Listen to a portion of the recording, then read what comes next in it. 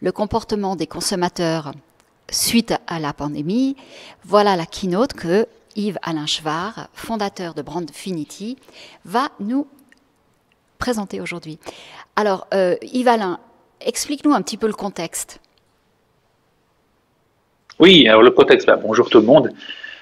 Content de pouvoir échanger avec Victoria sur ce sujet intéressant, de modification du comportement des consommateurs actuels. C'est vrai qu'il y a eu un gros bouleversement dans plein de choses, pas seulement dans notre vie quotidienne, notre vie sociale, mais aussi dans la manière dont on fait du marketing, dans la manière dont les gens se comportent en processus d'achat.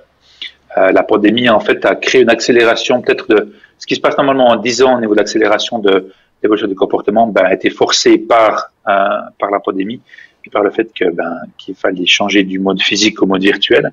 C'était déjà quelque chose qui était en route, cette évolution vers le digital, l'e-commerce, le multi-channel ou même l'omni-channel, comme parfois on l'appelle.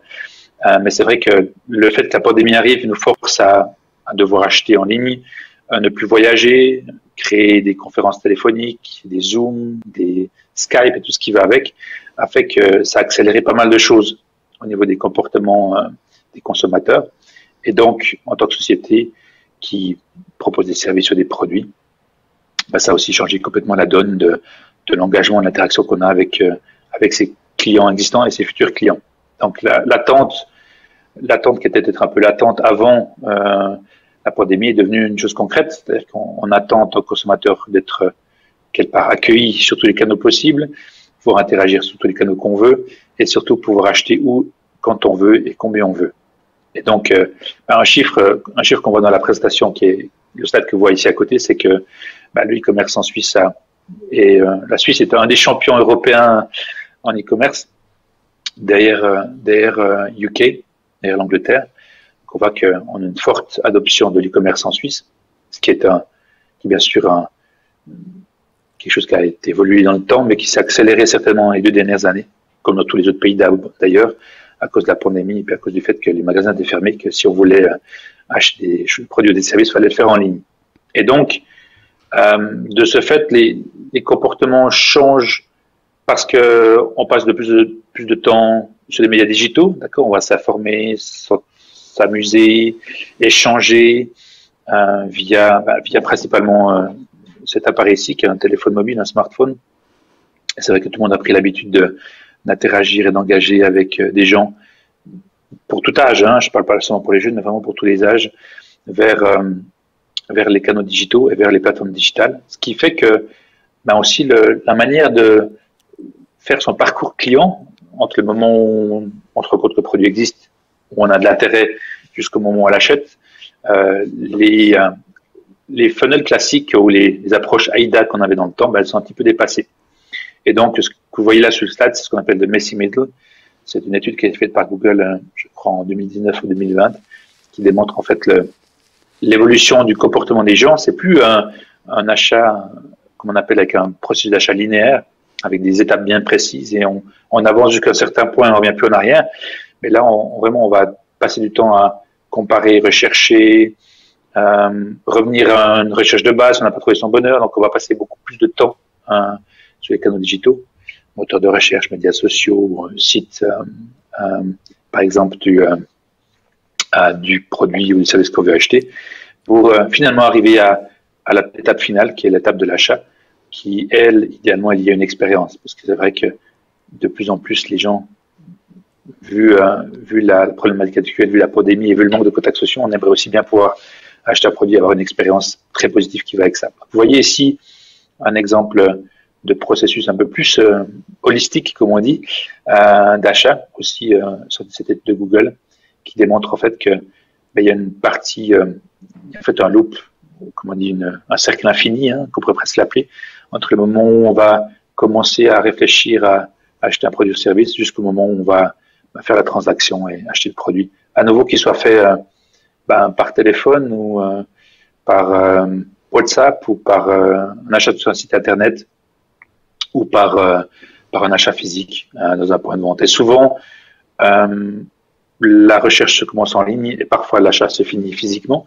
Et donc, c'est vraiment important de pouvoir intégrer cette notion je veux, en tant que consommateur, pouvoir acheter quand je veux, où je veux, mais aussi avec le mode d'interaction que je veux. D'accord? Donc, de plus en plus, on va devoir pouvoir couvrir des canaux d'achat variés, que ce soit le téléphone, l'email, WhatsApp, Facebook Messenger ou le site web. Il est important de pouvoir offrir un maximum de canaux au consommateur parce que lui veut avoir le choix et qu'il a appris pendant cette année et demie à devenir très familier avec tous ces outils et beaucoup plus à l'aise peut-être qu'avant. Et que de ce fait, ce changement provoque aussi une attente chez lui de pouvoir faire un zoom avec peut-être quelqu'un pour aller voir un produit s'il a envie. On n'attend plus forcément de devenir dans le point de vente pour faire ça.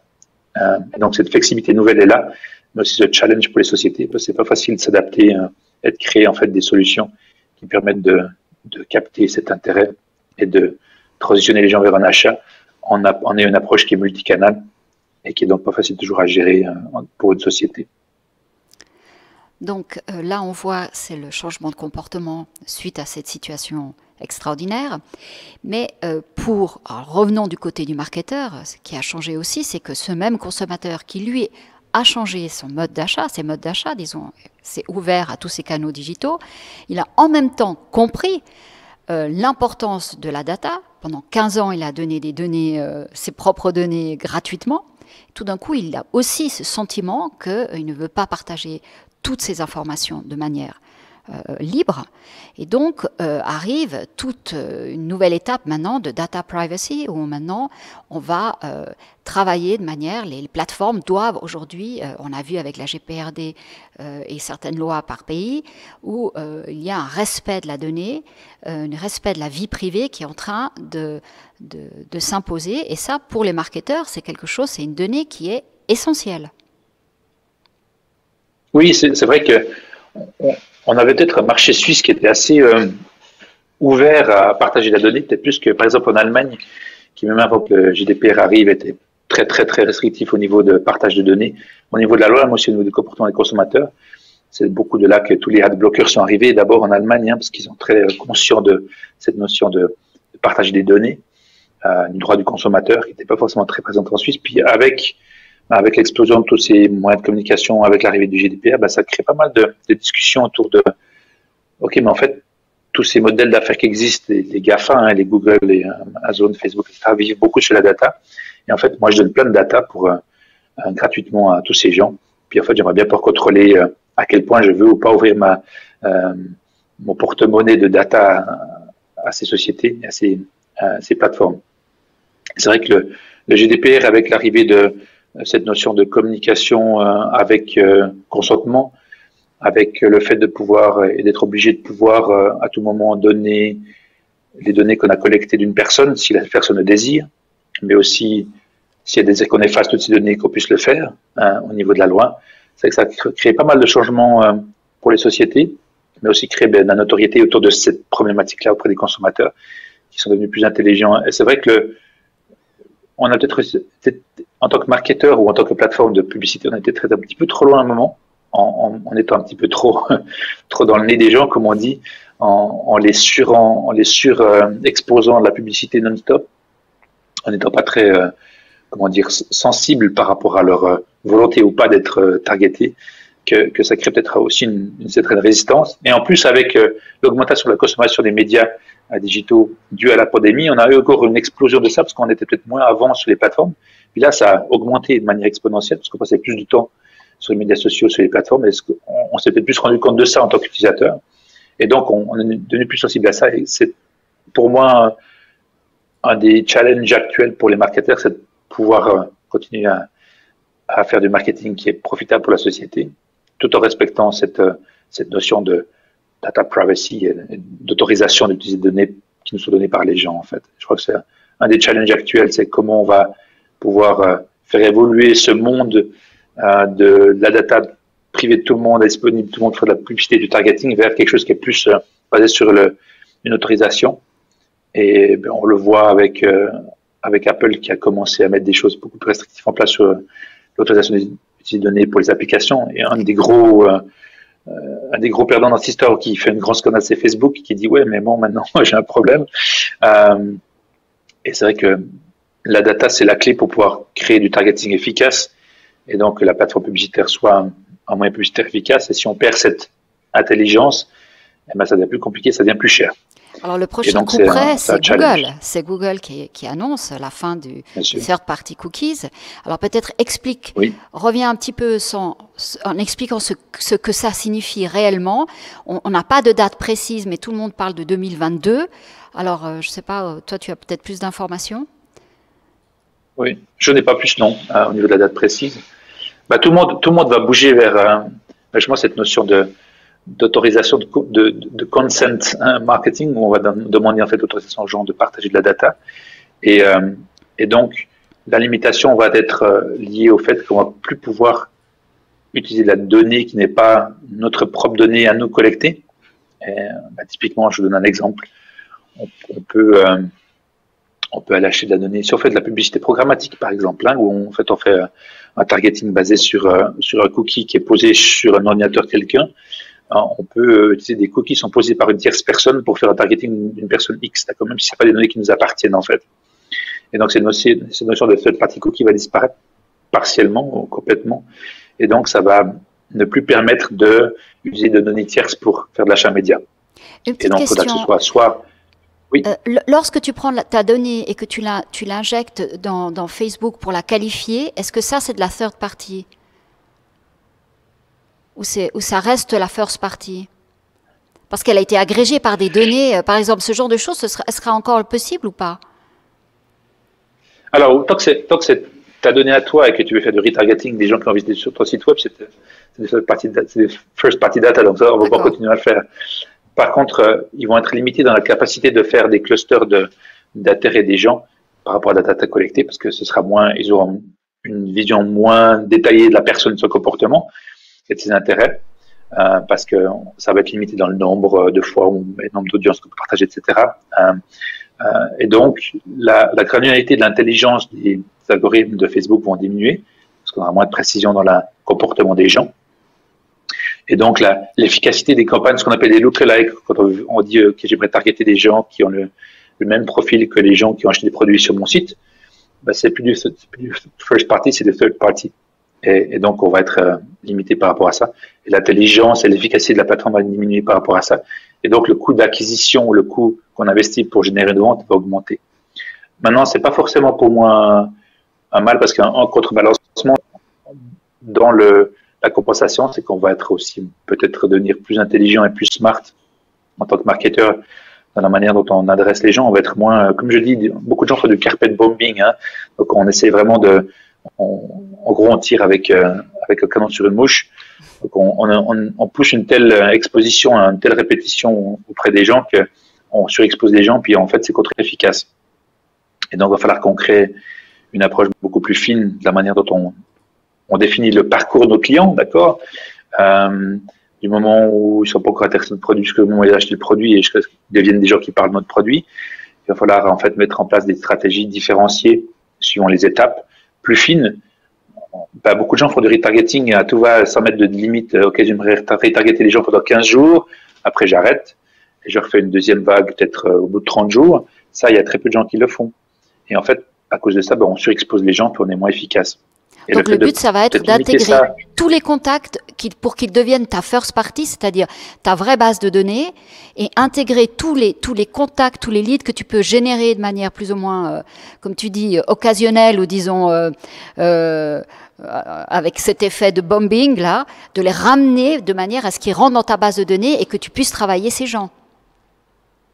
Oui, en fait, le nerf de la guerre, ça va être d'avoir en gros un CRM, un CRM qui permette de collecter toutes ces données, qu'elles soient CRM connecté, un outil de marketing automation, parce qu'en fait, il y a une phase de l'acquisition en tant que marketeur, on connaît pas forcément les gens, on n'a ni un nom ni un email, d'accord, au début. Par contre, on a pu poser un cookie, puis on sait forcément que cette personne est venue sur mon site et qu'elle a visité telle page.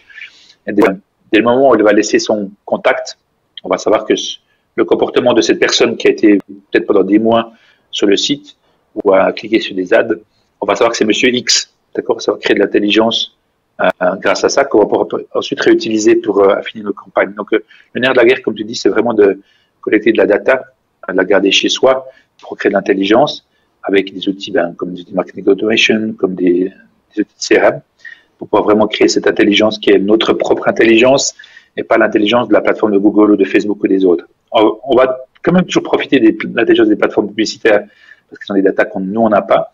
Par contre, ça vous rend moins dépendant d'être 100% lié à ce que vous dit Facebook comme performance. Je vous donne des exemples avec la pandémie et aussi avec les campagnes qu'on fait pour des clients. Par exemple, Facebook va s'attribuer une vente chaque fois que quelqu'un, à un moment ou un autre, vu une de vos ads, d'accord? Maintenant, suivant le volume des campagnes et sur la pression dans laquelle vous mettiez, forcément, vu que tout le monde est sur Facebook et Instagram, les gens vont à un moment ou un autre voir votre ad, d'accord? Mais c'est pas parce qu'ils ont vu votre ad qu'ils vont acheter le produit, d'accord? Par contre, Facebook va s'attribuer la vente, il va dire, moi, j'ai généré une vente grâce à ma campagne, d'accord? Google va faire la même chose. Je sais pas moi, prenons Twitter ou d'autres plateformes, TikTok, tous les autres vont vous dire, oui, c'est moi qui fais la vente, mais en fait, oui, vu que la consommation média actuelle, des médias sociaux, vu le temps qu'on passe dessus, forcément, on a une grande chose qu'on voit là d'un moment à un autre et qu'on fasse une vente. Et en fait, l'intelligence va être de pouvoir comprendre qui est le contributeur le plus efficace de toute la famille là qu'on utilise et lequel a vraiment le plus d'influence sur le fait que la personne ait acheté le produit. D'accord. Et si vous n'avez pas un Customer Data Platform en place ou un outil pour gérer, pour maîtriser ça, vous resterez aveugle en fait. Et vous serez dépendant de ce que vous disent les plateformes quant aux conversions qu'elles ont générées. Et comme je l'ai dit avant, c'est un petit peu une évidence qu'on va à un moment ou un autre convertir si on avait une publicité sur Facebook. Donc on voit que le marketeur doit reprendre le contrôle de la data, mieux travailler sa data, avoir des règles et donc aussi créer, je dirais, des règles de consentement pour que les gens qui sont dans sa base de données acceptent de rester, même s'il lui envoie des messages publicitaires. Mais pour cela, il faut être très transparent. Alors, qu'est-ce que tu proposes, toi, comme consent-based marketing, comme on dit en anglais? Oui, en qu'est-ce fait, qu'il faut faire? Est-ce qu'il faut avoir une espèce de dès le départ, quand tu arrives sur un site, et puis on peut imaginer même plus tard, chaque individu ait déjà sa liste de désirs et de souhaits par rapport à sa visibilité, les données qu'il est prêt à donner, et qu'on n'ait qu'à le faire une seule fois, on remplira un seul formulaire, et ça vaudrait pour toutes les plateformes. Est-ce qu'on peut imaginer qu'on arriverait enfin à une solution qui résoudrait bien des problèmes? C'est un beau rêve, hein, mais après, vu les intérêts différents de chacun, je pense pas que ça va arriver comme ça facilement, que quelqu'un puisse créer une base de users assez importante pour pouvoir forcer la main aux GAFA, ça va pas être tout simple. Hein. Maintenant, en tant que société, je crois que c'est important comme je disais, c'est vraiment d'aller chercher l'accord de la personne, d'abord en mettant en place cette barre sur le site web qui dit est-ce que j'accepte les cookies ou pas, qui va de toute façon maintenant obligatoire et qui est déjà en Europe par rapport au GDPR, mais aussi après de mettre en place en fait une logique de comment est-ce que moi je vais gérer l'accord de la personne à lui adresser des messages par rapport à un sujet ou à un autre. Ce qu'on appelle en fait, souvent les sociétés mettent en place sur le système ce qu'on appelle la Preference Center, un centre de préférence où régulièrement on va renvoyer un email à la personne. Si la personne n'a pas engagé depuis une année avec la société, ce sera bien de dire ok, ben voilà, je lui renvoie un email. Si la personne ne dit pas qu'elle veut continuer à recevoir de l'information et dire sur quel sujet elle désire être informée, à la limite, je vais l'effacer de ma base de données. D'accord, c'est aussi l'attente au niveau de la protection des données de le faire maintenant. Et donc, c'est mieux d'avoir une base de données de qualité avec des gens qui engagent et qui interagissent avec la société, plutôt que d'avoir un cimetière d'emails qui ne servent pas à grand-chose. D'accord. Et donc, c'est important de réfléchir à cette stratégie de mise en place de comment on veut gérer ça.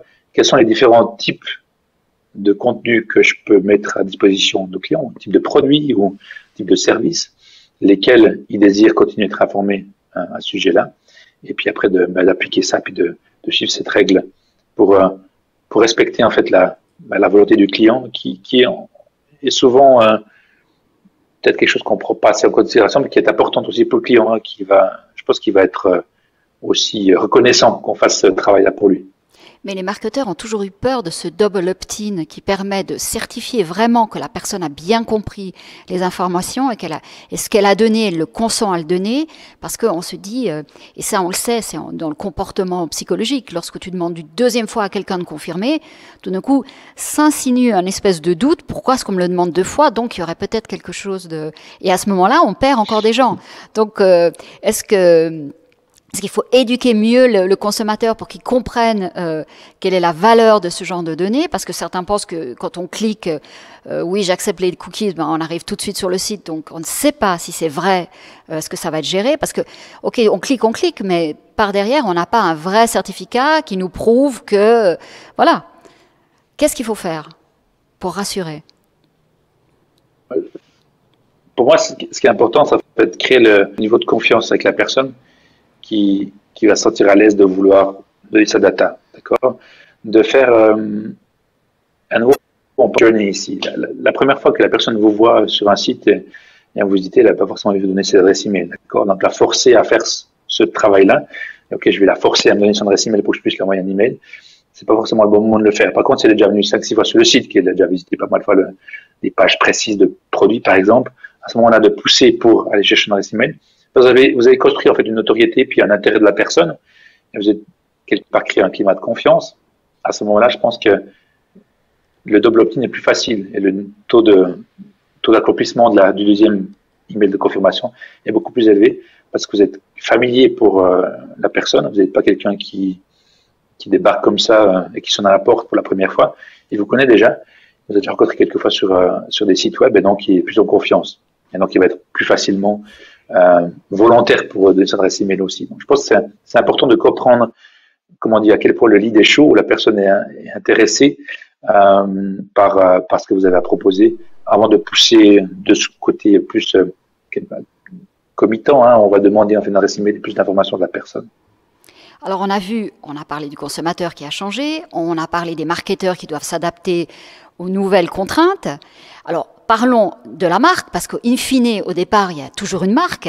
C'était le fameux Graal. Alors les marques aussi doivent s'adapter, parce que tout le monde travaille pour une marque et tout le monde va acheter une marque.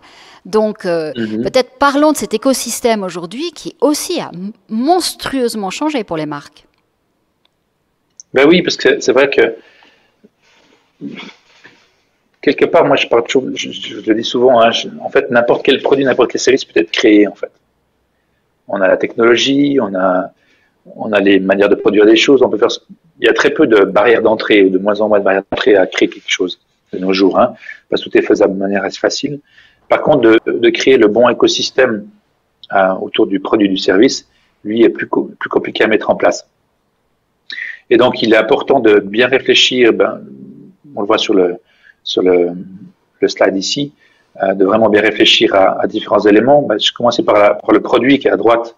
De nos jours, on attend au consommateur un produit qui est simple à appréhender, qui n'est pas compliqué, qu'on a besoin de lire 26 pages pour savoir à quoi ça sert. Et donc, on a besoin de quelque chose qui est intuitif et facile à utiliser. Et encore plus quand on fait de la vente en ligne, on essaie de décomplexifier les choses parce que la complexité va réduire les taux de conversion et donc la chance de vendre un produit. Donc, c'est important de bien réfléchir à son produit et service, comment on va le proposer, le packager et comment on va l'offrir pour avoir ce résultat attendu. Ensuite, on a la partie expérience.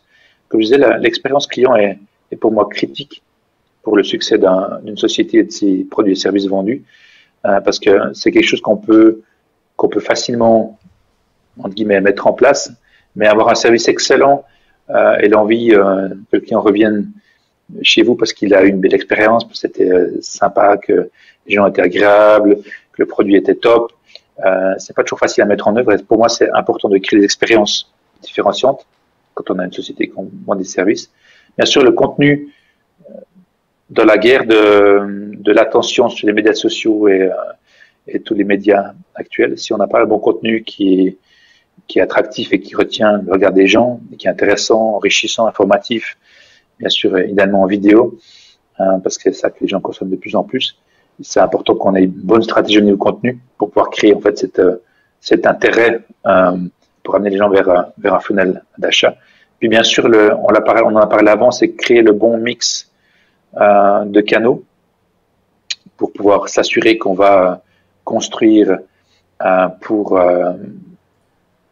tant que marketeur, en fait, les bons canaux d'acquisition, le bon mix de médias utilisés pour pouvoir arriver à convertir un maximum de cette audience vers des clients.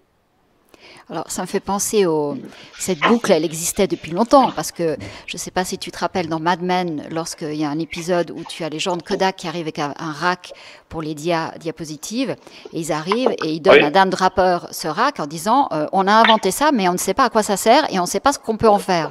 Et donc, lui invente après toute l'utilisation autour de ça, et il arrive à imaginer qu'on puisse effectivement faire des soirées où on montre ses diapositives de vacances. Voilà. Et tout d'un coup, ça devenait une utilité. Alors, pour finir un petit peu cette discussion, est-ce qu'aujourd'hui, toutes ces données qu'on obtient permettent de créer des produits qui ont un sens pour le consommateur, ou est-ce qu'on peut encore garder à l'esprit, je sais que tu aimes market des entreprises qui créent des produits nouveaux, ou est-ce qu'il faut arriver dans la proposition et dire finalement on peut, grâce à ce circuit, on va toujours pouvoir amener, expliquer un nouveau produit aux consommateurs, ou est-ce qu'il faut créer des produits que les consommateurs attendent? C'est l'état des discussions. Alors le jour où Steve Jobs est arrivé avec le premier iPhone, personne ne pensait que ça allait être tel carton. Hein. Et il n'y avait pas un besoin dans le marché non plus qui disait oui, on a besoin de. Mais on n'avait pas autant d'informations que maintenant. Maintenant, on en a plein. Donc. Oui, maintenant, on n'a peut-être plus envie de smartphone parce qu'on en a trop, justement. On est peut-être arrivé à l'opposé. En fait, c'est difficile de dire oui, alors faut. Bon, l'avantage qu'on a avec les plateformes technologiques, c'est qu'on peut en fait aller recueillir des informations de manière directe ou indirecte. On peut collecter de la donnée, d'accord, pour tester des produits, voir lesquels les gens engagent le plus sur un site web. On peut créer des questionnaires, on peut utiliser des bases de données pour envoyer des gens, on peut faire des tests en ligne. Enfin, on a un moyen de capter de la formation qui est juste immense et qui donne des possibilités de faire des recherches de marché à beaucoup moins cher qu'on le peut-être dans le temps. D'accord? Et donc, on a peut-être ces capacités de comprendre un peu mieux le besoin des consommateurs si on fait l'effort de le faire. Soit en faisant des panels, soit en faisant des études, ou en posant des questionnaires, en regardant de la data sur des sites, ou par rapport à des données qu'on collecte par-ci par-là, où on peut facilement aller mettre des études en ligne à des prix relativement bas. Donc, il y a plein de moyens de créer en fait l'intelligence pour créer des produits et des services qu'on n'a peut-être pas avant. Et ça, c'est un plus. Par contre, dans l'opposé, c'est qu'en fait, n'importe qui peut créer n'importe quel produit, n'importe quel moment. Et donc, la barrière d'entrée, on n'est plus dans un mode, pendant 20 ans, on crée un produit, on est tranquille pendant 20 ans parce qu'il y a une patente, d'accord? C'est de plus en plus compliqué de rester devant.